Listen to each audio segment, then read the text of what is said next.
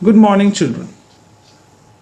The southern part of the Indian peninsula, situated south of the Krishna River, was inhabited by the Dravidians. They had their own language and culture. We read about all this in lesson The Sangam Age. The region was home to three powerful kingdoms, the Cheras, the Pandyas, and the Cholas. The most powerful of the three were the Cholas.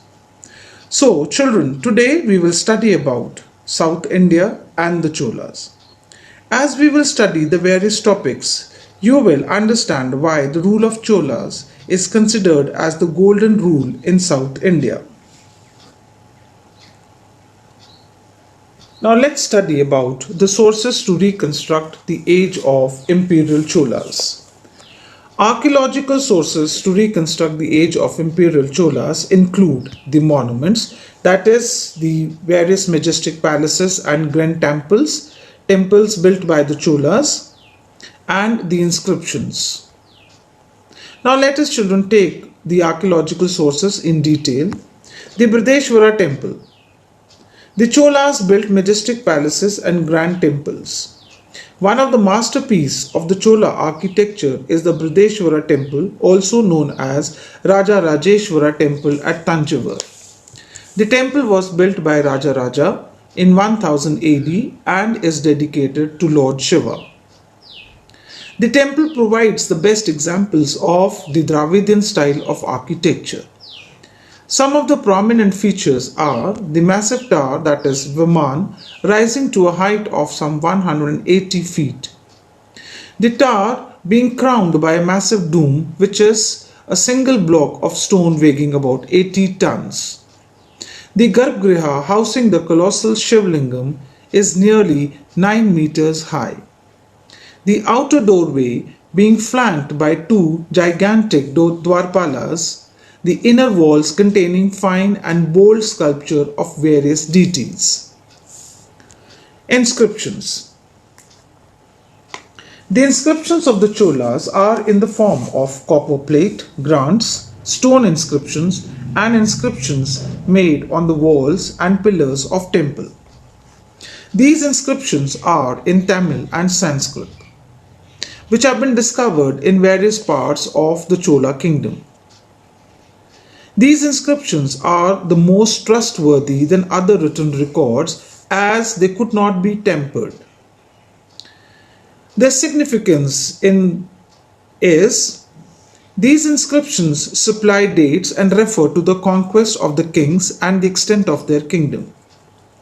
The Pradeshwara Temple inscription gives measurement of land grants that were gifted to the temples. Various copper plate inscriptions have been preserved in the Museum of Leiden in the Netherlands. These are the records of the gifts of lands to temples by the Chola king Pratang in 10th century AD. Since they are preserved in the Museum of Leiden in Netherlands, they are known as the Leiden grants.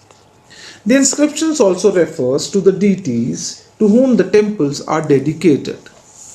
They also throw light on the kingdom's religious and cultural history and also reflect the cooperative relationship among different religious groups of people.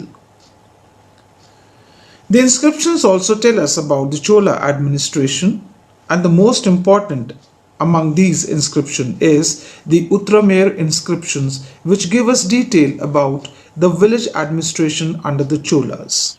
The two important rulers under whom the Chola power rose to imperial greatness are Raja Raja I and Rajendra I.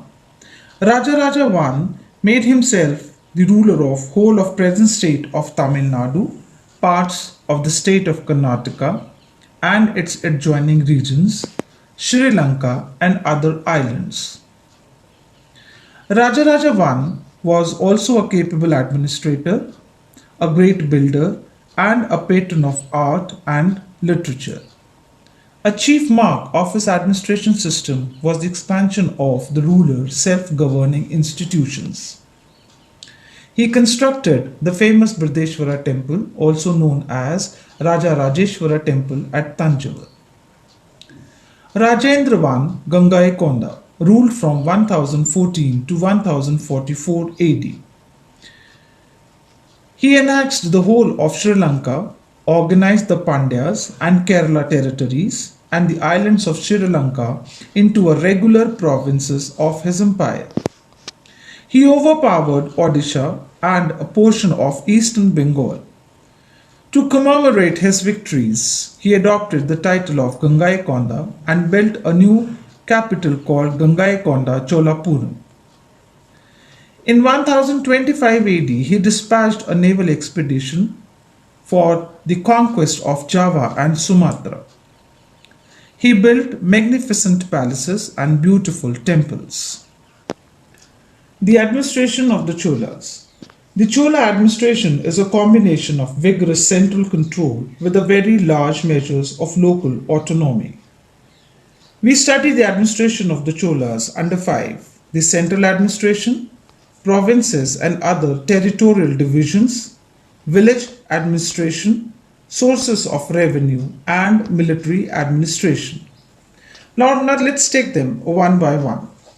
The central administration consisted of the monarch, his ministers, and other officials. The coronation ceremony of the king was marked by many festivities. The glory and the power of the king was enhanced by the huge resources of the kingdom, vast palace establishment, and splendor of the court. The administrative system was operated by a large number of officials. The higher rank was the Perdunams and the lowest rank was Serdunams. Provinces and other territorial divisions. The kingdom was divided into a number of provinces called mandalams. Each mandalam was in charge of a viceroy who was basically a prince or he belonged to the landed nobility. The province was further divided into divisions called kotams. The kotams were further divided into districts called nadus, and the group of villages were called korams, and the village was known as gramam. All these territorial divisions had their respective assemblies to look after the administration of their regions. Village administration, also known as the Gram Sabhas, was the most remarkable feature of the Chola administration because of the exceptional efficiency of the village institutions, as they enjoyed full power in the management of local affairs. The village assemblies administered justice within the village, except for the serious crimes.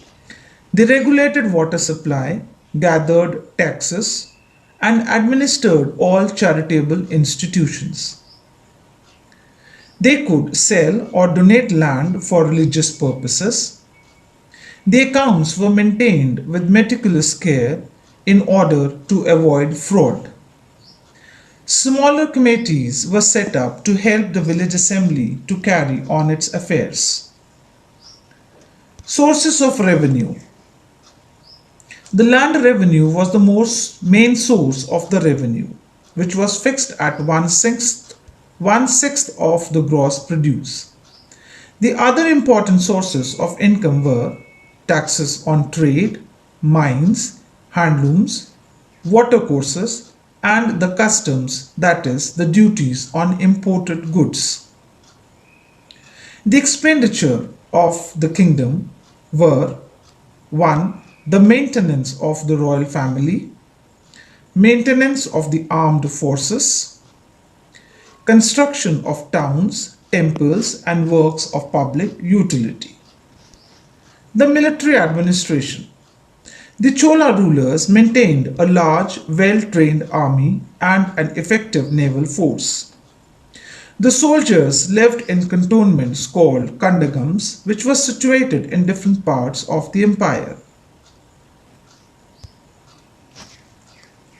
So children, today we have studied about the Cholas, and under this we read about the archaeological sources to reconstruct the age of imperial Cholas, the inscriptions and the Pradeshwara Temple.